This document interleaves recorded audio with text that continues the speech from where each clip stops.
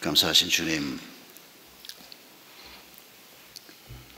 이 땅의 삶을 살면서 저희는 믿음을 가지고 있으면서도 하나님의 거룩하신 이름을 부르고 하나님 앞에 예배를 드리고 살면서도 자주 우리는 당황스러워하고 얼굴이 창백해지고 또 때로는 부끄러워서 어쩔 줄 모르는 일들도 경험하게 됩니다.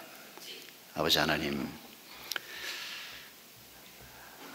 이런 연약하고 어리석고 죄악된 저희를 향해서 하나님께서는 더 이상 부끄럽지 않고 더 이상 얼굴이 창백해지지 않고 당당하게 자랑스럽게 이 땅의 삶을 살 수 있도록 우리를 도우시겠다고 말씀하셨습니다. 2007, 800여 년 전 이사야 시대의 백성들을 향해 하나님께서 말씀하셨던 이사야서의 말씀을 저희가 다시 한번 묵상하면서 오늘 저희를 향해서 주시는 음성을 듣기를 원합니다. 하나님, 우리의 부끄러움을 제해 주시옵소서. 우리를 당황하게 하고 우리를 두렵게 하고 우리의 얼굴을 창백하게 만드는 모든 것들로부터 벗어날 수 있도록 주님 도와주시옵소서. 그리고 우리가 언제 어디서나 당당한 자로, 담대한 자로, 자랑스러운 얼굴로 우리의 길을 걸어갈 수 있도록 주님 저희를 붙들어 주시옵소서. 예수님의 이름으로 기도하옵나이다. 아멘. 지난 한 주간 동안 저는 노회의 몇몇 장로님, 목사님들과 함께 교단 총회에 참석했습니다. 교단 총회에 참석하는 한 주간은 지난 한 10수년 동안 항상 제일 힘든 주간이었습니다. 사람들을 오랜만에 만나는 건 참 반갑고 좋은 일인데 새벽부터 밤늦게까지 경건에 잠깐 하고 나머지 시간은 전부 회의를 합니다. 그런데 교단 돌아가는 사정도 잘 모르거니와 또 논의하고 있는 문제들이 어떻게 돌아가는지를 모르니까 듣고 있어도 무슨 얘기를 하는지 잘 알 수가 없습니다. 또 뭐가 옳고 그른지를 잘 판단하기도 어렵습니다. 그러니까 한 주간 동안 듣고는 있는데 입을 벌려서 얘기할 수도 없고 얘기하면 헛다리 짚게 되고 그러니까 관심이 안 가는 겁니다. 그러니까 앉아서 책을 보거나 또 너무 딴짓을 하고 있으면 눈치가 보이니까 또 앞을 한번 쳐다보기도 하고 그게 저한테는 총회였습니다. 그래서 어느 해는 안 갑니다. 그냥 노회에서는 뽑아서 가라 그러는데 이번에는 바빠서 못 가니까 다른 사람 좀 보내라고 또 한 번 안 가면 또 눈치가 보여서 거의듬에는 또 가야 되고 참 재미없는 한 주간, 그러나 꼭 있어야 하는 한 주간이긴 합니다. 전국에서 목사 장로 대표들이 수백 명이 모여서 교단의 중요한 현안들을 논의하는 자리이기 때문입니다. 그런데 이번에는 좀 달랐습니다. 이번 총회는 특히 지난 수요일 날 참 자랑스럽고 참 기쁜 일이 있었습니다. 그런 일이 있다는 것을 알고 내려갔기 때문에 이번에는 정말 총회에 참석할 때 어느 해와 여느 해와 전혀 다른 그런 마음이었습니다. 40여 년 전에 제가 20대 때 제가 신학대학을 다니고 있을 때 우리가 속한 교단이 고려파라고도 부르고 고신이라고도 부르는, 고신이란 이름은 고려신학교라고 하는 학교 이름 때문에 온 교파 이름입니다. 고려파 혹은 고신파인 이 교단에서 제가 대학생일 때 교단이 갈라지는 아픔이 있었습니다. 그때 당시에 교단을 리더하던 주류 목사님들이 비주류 목사님들과 분쟁을 하다가 이분들을 세상 법정에 고발하는 사건이 있었습니다. 해결이 잘 안 되니까 세상 법정에 고발을 해서라도 빨리 문제를 해결하고 교회가 평화를 얻도록 해야 되겠다.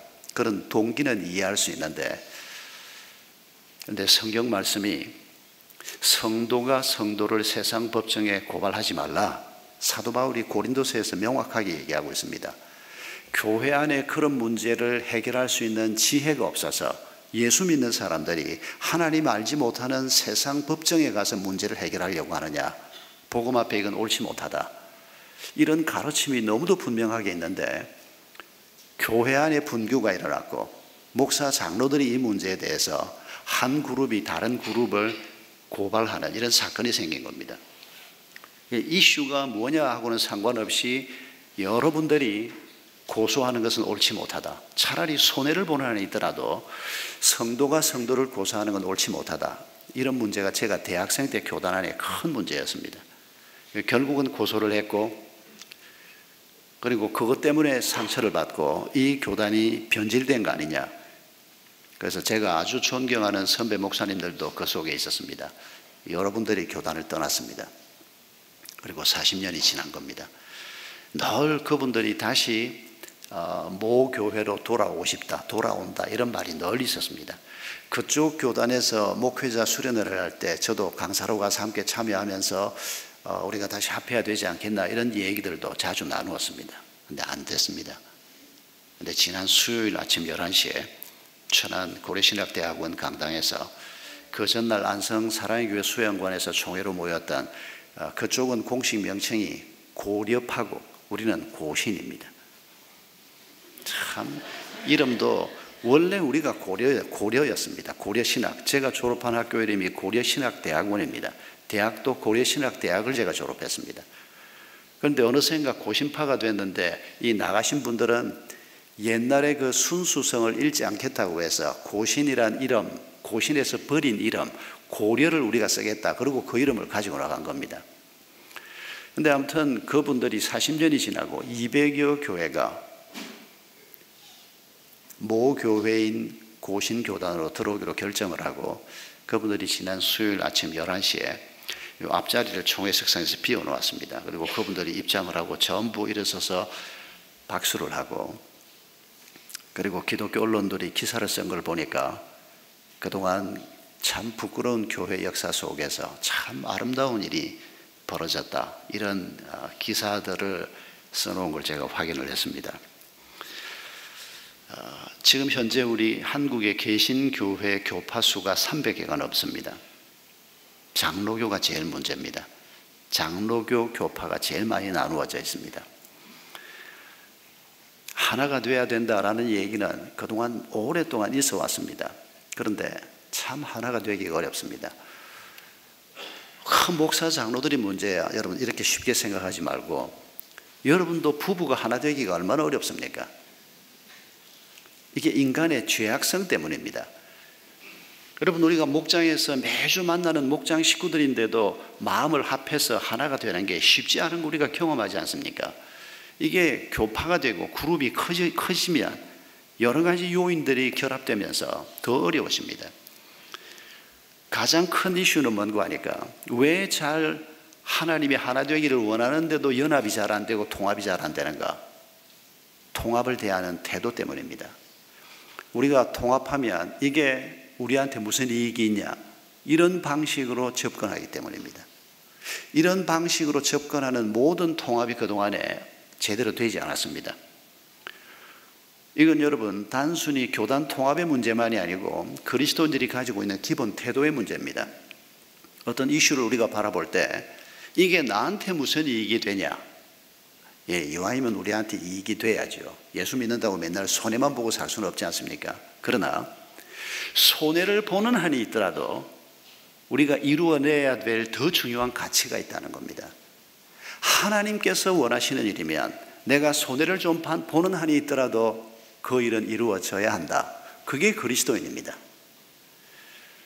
그러니까 나한테 무슨 이익이 있냐?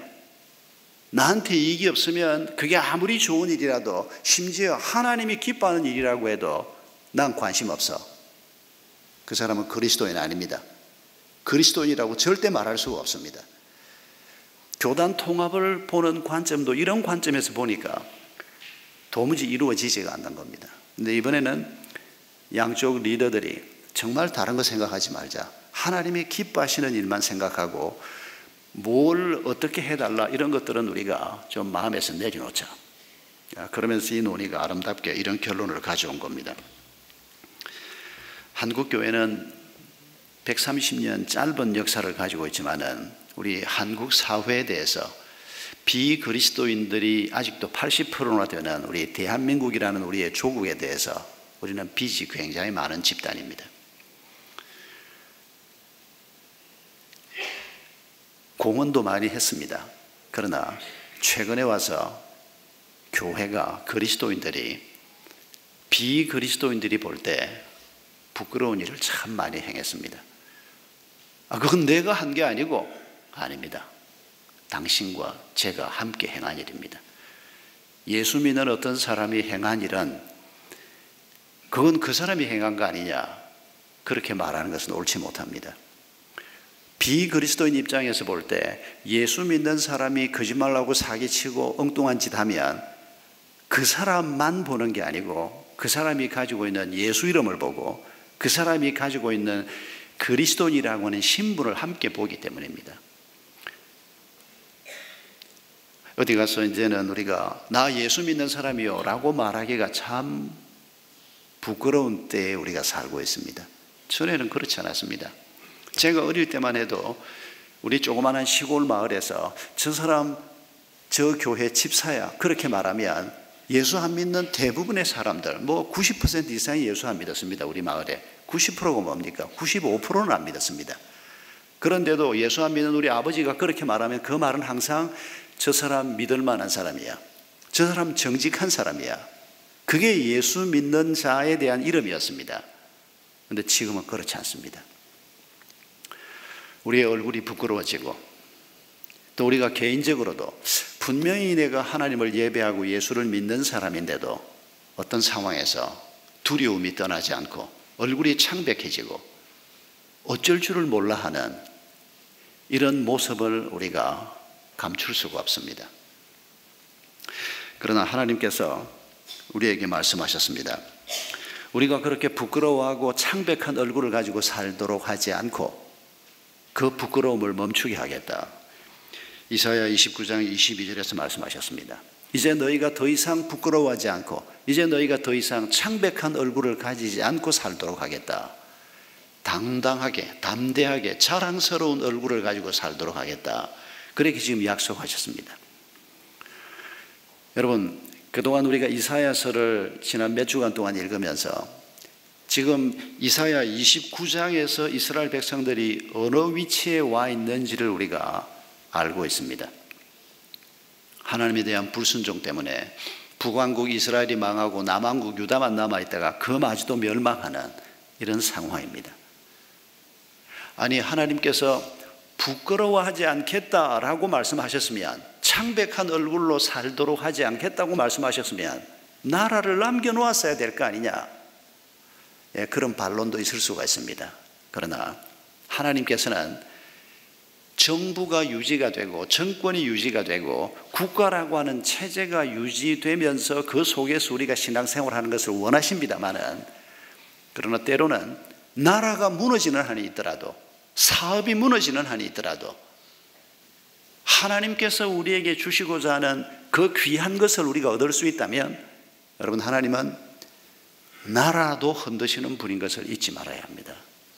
우리는 나라가 중요하고 사업이 중요하고 직장이 중요하고 이거 붙들고 있는 게 중요하지만은, 그러나 여러분, 하나님이 우리에게 뭘 주시려고 하는가, 이걸 우리가 놓쳐버리고 하나님 없는 직장, 하나님의 뜻과는 상관없는 혹은 하나님만큼이나 중요하게 만들어버린 내 사업, 내 가정, 이런 것들을 우리가 가지고 있다면 그건 우상이 될 뿐입니다. 여러분, 하나님께서 2700~800여 년 전 이스라엘 백성들에게 어떻게 하면 그 창백한 얼굴의 삶에서 벗어나서 담대하고 자랑스러운 삶을 살 수 있다고 말씀하시는가, 그걸 생각해 보면 세월은 지났지만 오늘 우리에게도 동일하게 적용될 수 있는 말씀입니다. 세 가지를 생각합니다. 첫 번째는 하나님만이 우리의 주인 되심을 믿을 때 우리는 더 이상 창백한 얼굴의 삶을 살지 않고 자랑스러운 담대한 삶을 살 수 있다고 이사야의 입을 통해서 말씀하십니다. 16절에 하나님께서는 이스라엘의 죄를 두고 이렇게 탄식하십니다. 너희의 패역함이 심하도다. 이 패역이라고 하는 단어는 뒤집어져 있다는 겁니다. 상하가 뒤집어져 있고 가치가 전도되어 있다는 겁니다. 더 중요한 가치가 있는데 그걸 잘 알지 못하고 덜 중요한 것을 중요한 것처럼, 혹은 전혀 중요하지 않은 것을 중요한 것처럼 생각하는, 그게 히브리 말로 패역함이라고 하는 단어입니다. 여러분, 이 사람들의 패역함이 어떤 모습입니까? 토기장이를 어찌 진흙같이 여기느냐라고 하는 겁니다. 토기장이가 누굽니까? 하나님이십니다. 토기장이는 진흙을 가지고 그릇을 만드는 사람입니다. 그 진흙을 가지고 어떤 그릇은 국그릇을 만들고, 어떤 그릇은 밥그릇을 만들고, 어떤 그릇은 좀 큰 그릇을 만들고, 그리고 만든 다음에 거기에 어떤 건 금칠을 해서 금그릇을 만들고, 어떤 것은 너무 비싸게 만들면 가난한 사람들 못 쓰니까 질그릇 그대로 만들어서 값싸게 내다 팔기도 하고, 토기장이는 그걸 하는 존재입니다. 지금 하나님께서 이스라엘 백성들에게 얘기하는 겁니다. 내가 토기장이 아니냐? 내가 너희를 짓고 너희 조상들을 짓고 이 세상 모든 것을 창조한 자 아니냐? 그런데 너희가 나를 누구로 여기느냐? 진흙같이 여긴다는 겁니다. 아무것도 아닌 분처럼 여긴다는 겁니다. 혹은 자기들이 진흙인데 자기들하고 동급으로 여긴다는 겁니다. 이게 패역함이라는 겁니다. 지고의 가치를 가지고 있는 하나님을 무시하고, 있는 줄도 모르고 관심도 갖지 않고, 그런데 지금 이 이스라엘 백성들은 관심이 있는데도 불구하고, 그래서 매주일 회당에서 하나님의 말씀을 듣고 제사를 드리고 11조를 드리고, 다른 사람들 모태신앙자들이거든요. 그리고 지금도 공동체를 떠나지 않고 있는 사람들입니다. 그런데도 누가 우리를 보랴? 15절에 나오는 말입니다. 그래서 자기의 계획을 하나님께 숨긴다는 겁니다. 사실 이 표현보다는 숨길 것도 없습니다. 하나님이 제대로 있다고 생각하지도 않으니까 누가 우리를 보랴? 누가 우리를 알랴? 하나님이 모든 것을 아시고 모든 것을 지으신 분이라는 것을 생각할 줄 모르는, 이게 그들의 근본적인 문제라고 말씀하고 있습니다. 16절에는 아예 대놓고 얘기합니다. 짓기는 누가 날 지어?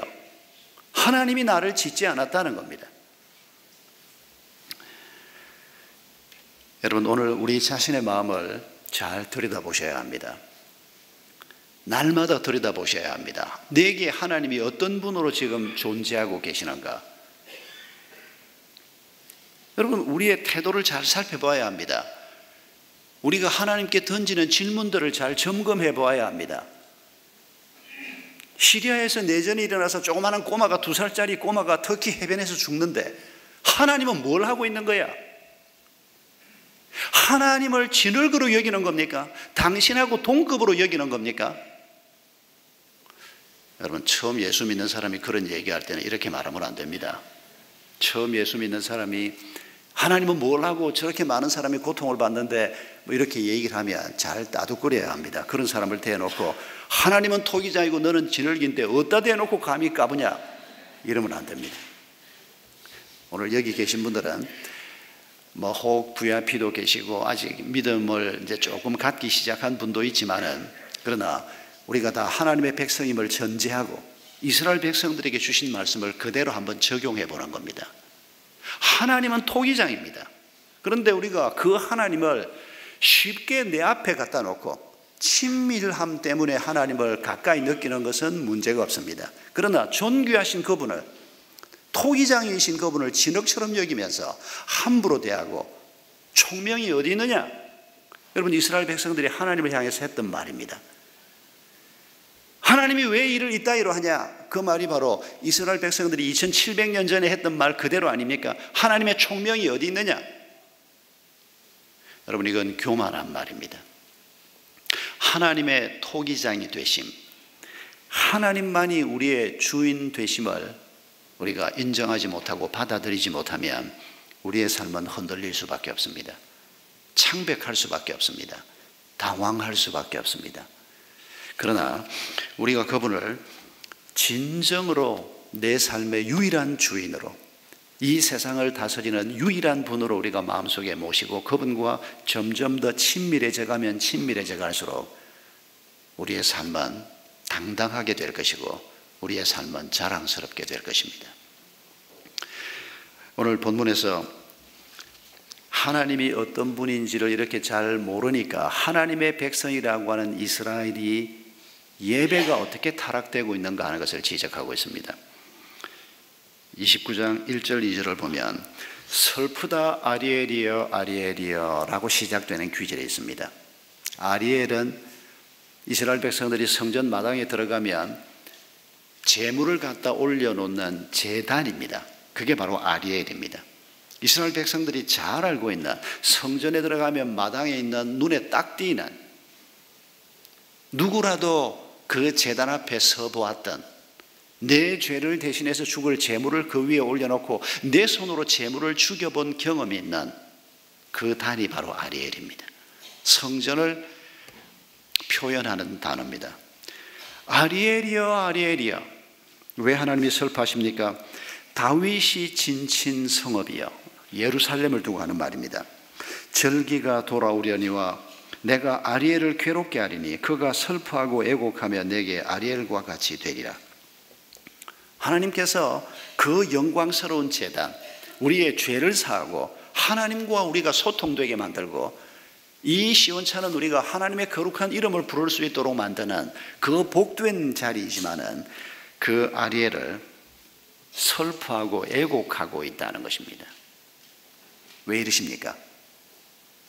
이미 그들은 하나님께서 그들에게 왜 하나님이 제사 제도를 주셨는지 그 제사의 의미를 이미 다 놓치고 있다는 것입니다. 하나님이 왜 성전을 주셨고 그 성전을 통해서 행해지는 모든 의식들이 어떤 의미가 있는지 이미 그들 마음속에는 그게 관심이 없습니다. 그건 그저 문화의 일부로, 생활의 일부로 남아있는 것뿐입니다. 여러분, 이 사람들에게 중요한 건 뭡니까? 하나님만이 우리의 창조주이시다, 우리를 다스리는 분이시다, 그 생각은 이미 없어졌습니다. 그러니까 자연스럽게 그 하나님 앞에 예배를 드린다고 하면서, 제사를 드린다고 하면서 우리를 도와줄 수 있는 사람이 누군가, 힘 있는 사람이 누군가, 누구하고 손을 잡으면 우리가 지금 이 난국을 헤쳐나갈 수 있을까, 이런 방식으로 생각하는 자가 된 겁니다. 예배의 태도와 삶의 태도는 바로 직결되어 있습니다. 그리고 그 삶에서 하나님을 바라보는 우리의 시각이 뭔가 하는 것이 예배를 결정하고 우리의 삶을 결정합니다. 여러분, 오늘 이 자리에 와서 우리가 지금 이스라엘 백성들이 드렸던 제사 대신에 우리가 지금 예배를 드리고 있습니다. 뭘 기대하고 오셨습니까? 아무 생각 없이 그냥 헐레벌떡 올라오셨습니까? 그러시면 안 됩니다. 꼭 그렇게까지 할 필요는 없는데, 저는 주일이 되면 자주 제가 어릴 때 만났던 집사님 생각이 납니다. 공무원이었습니다. 교회 회계 집사님이었는데 이분은 토요일날 항상 옷을 한 벌밖에 없는 양복을 항상 대림질을 하고, 그리고 주일날 헌금할 돈을 전부 대림질을 하고, 그리고 그걸 전부 봉투에 딱 넣어서 자기 아이들한테도 그 봉투를 주고, 참 잊을 수 없는 분입니다. 여러분, 주일 우리가 이 예배에 참석하는 것은 박 목사 얼굴을 보는 게 아니고, 반가운 사람들 얼굴을 보기 위해서 오는 게 아니고, 그런 것도 포함은 되지만은 하나님의 얼굴을 뵙기 위해서 오는 것입니다. 하나님의 임재를 경험하기 위해서 오는 것입니다. 특히 우리가 이렇게 함께 모여서, 공동체로 모여서 기도하고 준비한 예배 순서를 통해서 성령께서 강하게 역사하시게 되어 있습니다. 그래서 이 예배 자리가 중요한 겁니다. 혼자 예배할 때도 하나님은 임하시지만은 함께 우리가 예배할 때 성령은 더 강하게 역사하시게 되어 있습니다. 오늘 이 예배의 자리에서 찬양을 통해서, 대표 기도하는 분을 통해서, 심지어 설교뿐 아니라 광고를 통해서도 하나님의 얼굴을 보게 하소서, 하나님의 임재를 경험하게 하소서. 여러분, 주일이 다가오면 우리 마음속에 이런 소원이 있어야 합니다. 그냥 주일 아침이 됐으니까 먼지 묻은 성경 툴툴 털고 오늘도 빨리 갔다 와야지, 안 갔다 오면 찝찝해가지고 주일날 교회를 빼먹으면 어디를 가면 꼭 사고가 날 것 같고, 하나님을 무당으로 여기는 겁니까? 여러분, 실제로 오늘 본문에 그런 말씀이 나옵니다. 이사야 29장 4절을 보면 예배가 타락한 하나님이 누군지를 제대로 보지 못하는 백성들에게 어떤 일이 벌어지는 거 하니까 29장 4절에 내 말소리가 나지키 티끌에서 날 것이라. 내 목소리가 신접한 자의 목소리같이 땅에서 나며 내 말소리가 티끌에서 지끌이리라. 신접한 자처럼 우리의 목소리가 그렇게 되면 안 됩니다. 그런데 예수를 믿는다고 하면서도 성령이 어떤 분인지를 잘 몰라가지고 어디 뭐 이상한 걸 하나 보고 오면 신접한 자처럼 되고 싶어하는 이런 분별력이 없는 성도들이 가끔씩 있습니다. 여러분, 우리의 목소리가 티끌에서 나는 것처럼, 더러운 데서 나는 것처럼 그래서는 안 됩니다. 거룩하신 하나님을 예배하고 그분이 우리를 인도해가는 이 길을 걸어가면서 하나님의 자녀로서 내가 이 길을 걸어간다. 여러분, 이런 분명한 마음의 태도를 가지고 우리가 길을 걸어가면 부끄러운 일들도 넘어설 수 있고 우리를 당황하게 하는 일들도 넘어설 수 있고 당당하고 담대하고 자랑스러운 그리스도인의 삶을 살 수 있다. 그게 주님의 약속입니다. 두 번째 약속은 하나님께서 약속하신 이 약속에 대한 우리의 신뢰가 있어야 한다는 것입니다. 하나님이 말씀하셨습니다. 그러면 우리가 그 말씀이 그대로 이루어질 것을 믿어야 하는 겁니다. 그런데 우리가 하나님의 말씀을 믿는다고 응답해 놓고도 그 하나님의 약속에 대한 신뢰가 부족해서 우리가 흔들리고 부끄러움을 겪는 경우가 많다는 것입니다. 토기장이신 하나님께서 말씀하셨습니다. 22절에 그러므로 아브라함을 구속하신 여호와께서 야곱 족속에 대하여 이같이 말씀하시되 야곱아 이제는 부끄러워하지 아니하겠고 그의 얼굴이 창백해지지 아니할 것이라.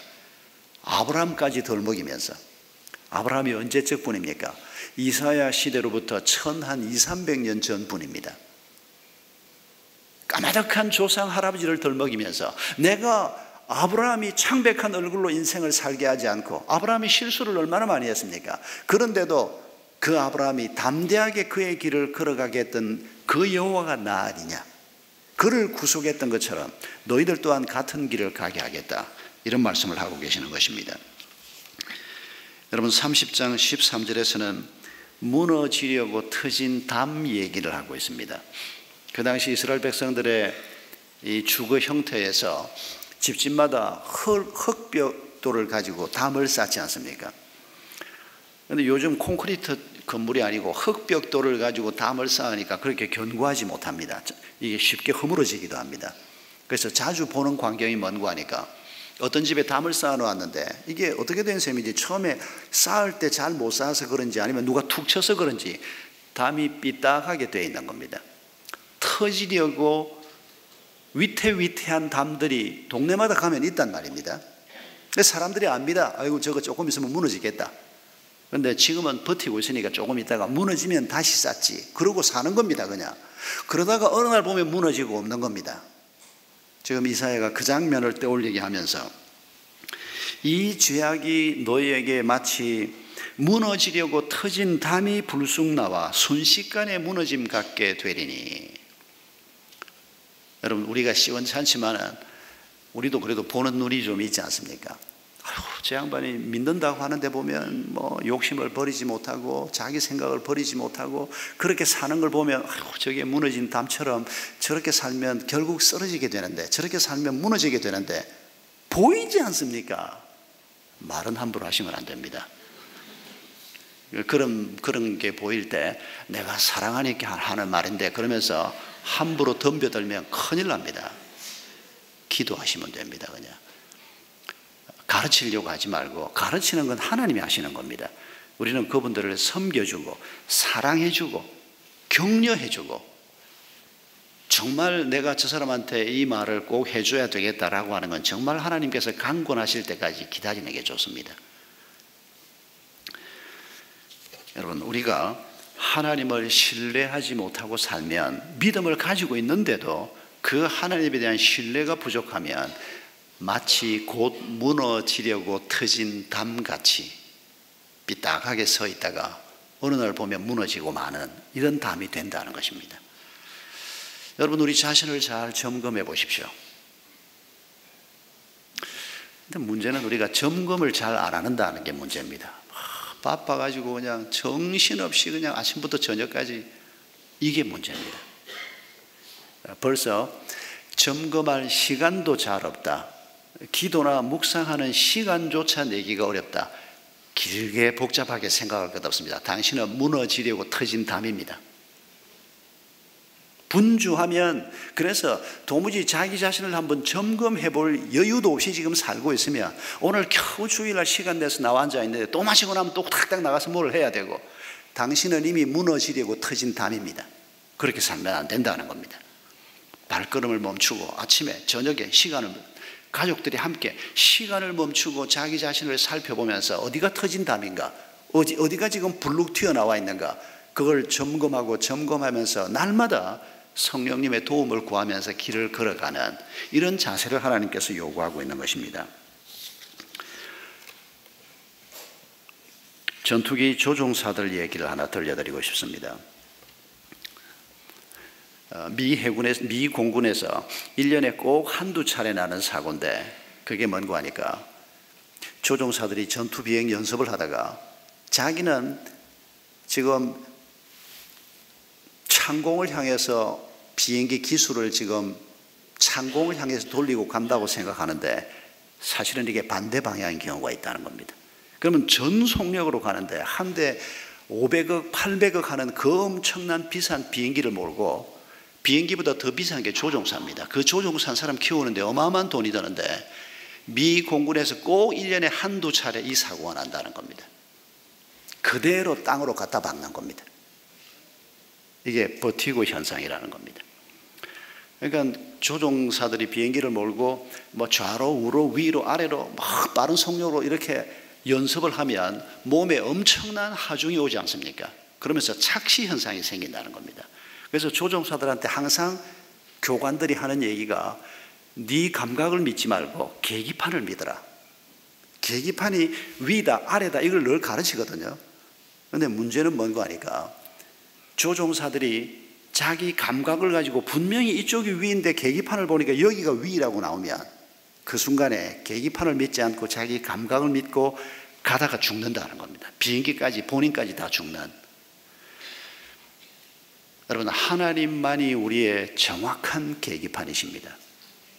하나님이 여기가 위다, 여기가 아래다라고 가르치고 여기는 위험하다라고 가르치는 정확한 계기판은 이 땅에서 하나님 한 분밖에 없습니다. 그래서 하나님이 뭘 가르치는가를 봐야 하는 겁니다. 우리의 감각을 가지면 안 됩니다. 내 감각으로, 내가 익힌 내 직관으로, 아닙니다. 그건 너무 위험합니다. 늘 하나님의 말씀을 우리가 묵상하면서 우리 가운데 거하시는 성령님이 주시는 민감함을 우리가 놓치지 않으면서 한 걸음 한 걸음 길을 걸어갈 때, 하나님이 약속하신 이 담대하고 자랑스러운 삶을 우리가 살아갈 수 있다는 것입니다. 마지막으로 한 가지 우리가 더 기억해야 할 것은, 하나님의 말씀이 내게 열려 있으면 우리가 담대하고 자랑스러운 그리스도인의 길을 갈 수 있습니다. 하나님의 말씀이 내게 봉안책이 되어 있으면 우리의 삶도 봉해지고 말 것입니다. 여러분, 오늘 본문에서 이런 안타까운 말씀을 주시면서 18절에 이렇게 말합니다. 그날에 못 듣는 사람이 책의 말을 들을 것이며 어둡고 캄캄한 데에서 시각장애인의 눈이 볼 것이며, 하나님께서 이들을 회복시키고 은혜를 베푸실 때 바로 이런 일이 일어난다고 얘기합니다. 하나님의 말씀을 듣게 되고 보게 되는 일이 일어난다는 것입니다. 하나님의 말씀을 듣게 되고 보게 되고 깨닫게 되고 그 말씀을 따라 실험하는 이런 삶이 우리에게 지금 현재 없다면, 여러분, 우리의 삶은 불안하고 초조하고 다급하고, 우리의 얼굴은 창백하고 우리의 가정에는 평화가 별로 없고 뻔합니다. 우리가 창백한 얼굴의 삶이 아니고 담대하고 평화롭고 자랑스러운 약속하신 그 삶의 길을 가고 싶으면 우리 앞에 말씀이 봉안책이 아니고 열린 책이 되어야 한다는 것입니다. 29절 29장 11절에 모든 계시가 너희에게는 봉한책의 말처럼 되었으니, 여러분 이게 바로 창백한 그리스도인, 창백한 이스라엘 백성들에게 주시는 말씀입니다. 하나님의 말씀에 대해서 우리가 가지고 있는 여러 가지 태도가 있습니다. 뭐 그렇게 막 복잡하게 성경을 배우고 깨달아야 하나? 하나님이 살아계시고 예수 그리스도가 날 위해서 죽었고 예수 믿으면 하나님의 은혜가 축복이 내게 임한다. 그거 알고 살면 되지. 뭘 매일 그렇게 읽어야 되냐? 참 위험한 사람입니다. 그런 사람하고는 놀지 마십시오. 무너질 담입니다. 그 사람은 뭘 보고 살 것 같습니까? 하나님의 말씀을 기본적으로 받아들인다고 하지만은, 그러나 하나님의 말씀의 인도함, 성령의 인도하심에 대한 민감함이 없는 그 사람이 뭘 보고 살 것 같습니까? 주가 오르내리는 거 보고 살고 세상 사람들이 뭐라고 얘기하는지 그 소리 듣고 길을 걸어가고 있는 거 아닙니까? 어떤 사람은 하나님의 말씀을 아주 미신적으로 대하려고 하는 사람들이 많습니다. 하나님 내게 말씀해 주십시오. 그래서 음성이 들리면 그걸 하나님의 말씀으로 받으려고 하고, 하나님의 말씀을 아주 미신적으로 잘못된 방식으로 접하려고 하는 사람들이 많습니다. 이런 농담이 있습니다.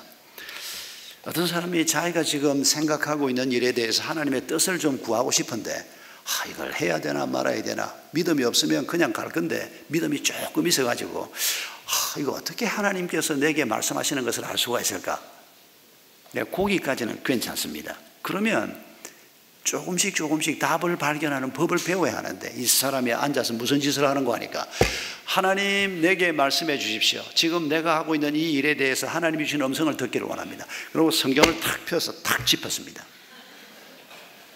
처음 탁 짚었더니 뭐가 나왔는 거 하니까, 마태복음 27장 5절, 유다가 오늘 성소에 던져놓고 물러가서 스스로 목매어 죽으니라. 아이고, 이건 아니지. 하나님이 나 목매 죽으라는 말은 아니지. 그래서 하나님 다시 한번 하나님 내게 말씀해 주십시오. 그리고 또 성경을 탁 펴서 또 짚었는데, 이번에는 뭐가 나오는 거 하니까 누가복음 10장 37절, 가서 너도 이와 같이 하라. 이 사람이 더 놀래가지고, 아니 무슨 이런 퀴즈들이 다 나와. 다시 한번 기도하고 성경을 짚었는데, 이번에는 또 요한복음 13장 27절, 네가 하는 일을 속히 하라. 누가 만든 농담인 것 같습니다. 실제로 이런 일이 있었을 것 같지는 않은데, 근데 이런 비슷한 일들이 많이 벌어집니다. 하나님의 뜻을 구하는 일을 말씀으로부터 찾기를 원하면서도 제대로 된 방법이 아닌, 이런 사람은 제가 직접 본 적이 있습니다. 성경이 너무 많고 이런 거 읽으라 그러는데, 그것도 읽으려고 하니까 부담스럽고, 어느 날 성경을 읽긴 읽어야 되겠는데 어느 페이지를 읽으면 좋을까? 그러다가 이 사람이 갑자기 이런 생각이 났습니다. 27페이지, 36페이지, 18페이지. 아시는 분은 아시는데 대부분은 지금 모르시는 것 같아요. 지금 이 양반이 노름 좋아하다가 교회 나온 사람이었습니다. 18페이지, 27페이지, 36페이지가 뭔지 모르시겠습니까? 지금 9것, 직고땡 할 때 9것이 제일 셉니다. 박 목사도 해봤냐고요? 저는 너무 일찍 신학교로 가서 그건 해볼 경험이 없었습니다. 그러니까 자기 마음대로 성경을 놓고 그런 생각을 하는 겁니다. 그렇지 않습니다, 여러분. 하나님의 말씀을 우리가 봉안책이 되게 하기 위해서는 어떻게 말씀을 대해야 하는가, 그걸 배워야 하는 겁니다. 말씀이 어떤 책이며, 지금 우리 교회가 가지고 있는 방법은 제가 보기에는 아주 좋은 방법이라고 생각하는데, 우리가 함께 큐티 책자를 가지고 매일 읽으면서 1년에 한 번쯤은 전체 성경을 통독을 하면서 매일매일 정한 본문을 정독하는 방식으로, 그리고 정독을 하되 아주 좋은 설명서가 붙어있는 하나님 나라라고 하는 큐티 책자가, 지금 제가 그 책자로 최근에 바꾼 이유가 그 해설을 참 잘 씁니다. 해설을 쓰는 분들이 아주 믿을 만한 신학자들이고 투자를 굉장히 많이 하는 분들입니다. 그 해설을 읽으면 이 본문의 의미가 무엇이며 이 본문을 내가 어떻게 적용해야 할 것인가 하는 것을 잘 써놓았습니다. 그래서 최근에 복 있는 사람에서 하나님 나라 책자로 일부러 바꾼 겁니다. 여러분에게 좀 더 좋으라고.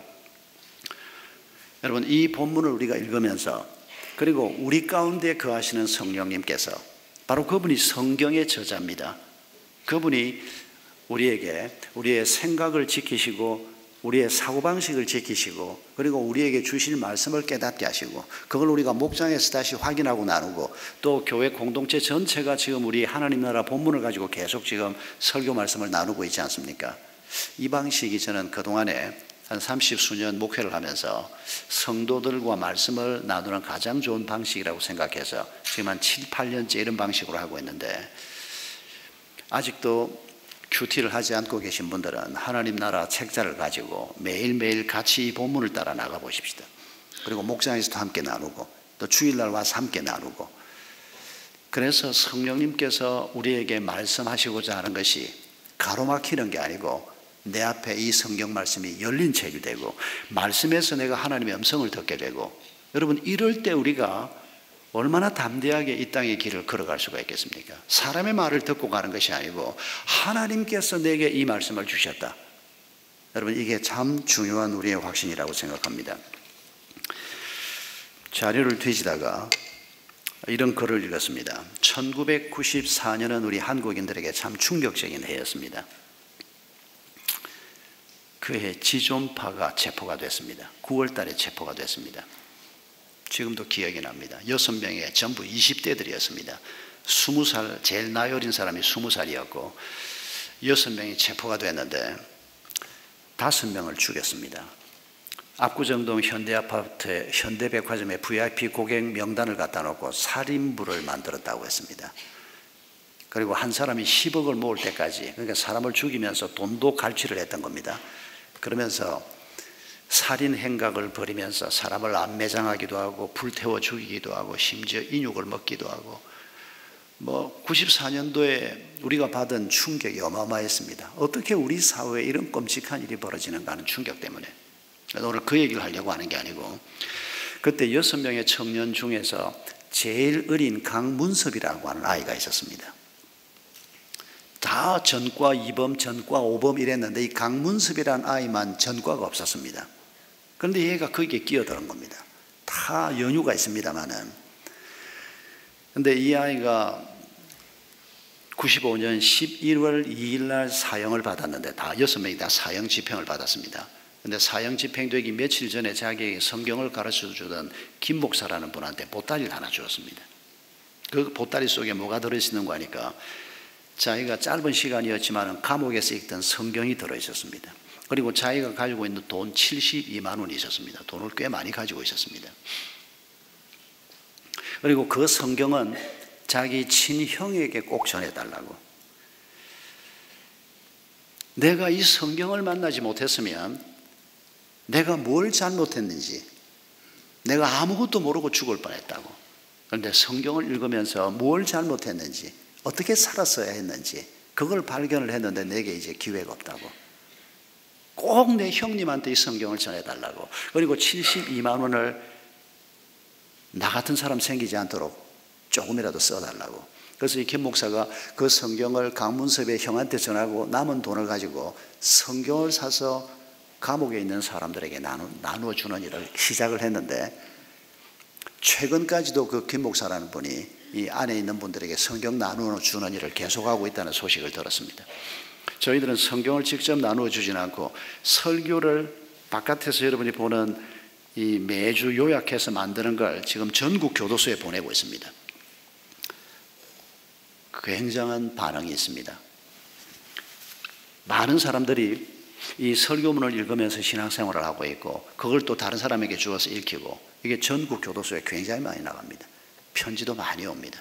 그래서 제가 가끔씩은 그 중에 어떤 분을 가서 한 번씩 만나보기도 하는데, 여러분 하나님의 말씀이 2700년 전에 기록됐지만 오늘도 하나님의 말씀인 이유는 우리 가운데 거하시는 성령이 바로 이 성경을 기록하셨고 지금도 이 성경을 통해서 역사하시기 때문입니다. 여러분, 지난 한 주간 동안 성경 말씀과 얼마나 친숙하게 지내셨습니까? 바빠서 성경을 못 읽었다고요? 당신은 넘어지려고 터진 담일 가능성이 굉장히 많습니다. 말씀이 우리를 점검하는 걸 제대로 받지 못하고 살면 여러분, 우리 삶이 어떻게 되겠습니까? 성경 말씀이 우리에게 봉안책이 아니고 열린 책이 되게 하십시다. 실제로 우리가 말씀을 읽고 묵상하고, 그리고 목장에서 카톡방이나 라인을 열고 말씀을 서로 나누는 거 요즘 많이 하시는 거 보는데 반드시 그렇게 하셔야 합니다. 모든 목장들이 그렇게 하시길 바랍니다. 그래서 말씀에 익숙해지고, 목장에서 모이면 우리 삶을 나눌 때 그게 그냥 신세 타령하듯이 나누는 게 아니고 하나님의 말씀과 더불어서 하나님이 내게 이렇게 인도하셨다. 혹시 내가 인도를 잘못 받았나? 말씀과 더불어 말씀이 열린 책이 되도록 매주 모이는 목장 모임에서 함께 점검 받으시는 축복이 있기를 바랍니다. 우리가 이런 길을 걸어갈 때 하나님의 뜻이 이사야를 통해서 이루어진 것처럼 우리를 통해서 이루어질 것입니다. 2700, 800여 년 전에 하나님의 뜻이 이루어진 것처럼 오늘 우리를 통해서도 하나님의 뜻이 우리 삶의 자리에서 이루어질 것입니다. 우리뿐만 아니고 우리의 가족뿐만 아니고 더 많은 사람들이 창백한 얼굴로 인생을 살지 않고, 부끄러운 얼굴로 인생을 살지 않고 담대하고 평화롭고 자랑스러운 얼굴로 우리의 길을 걸어가는 축복을 하나님이 나누어 주실 것입니다. 우리 함께 찬송하겠습니다.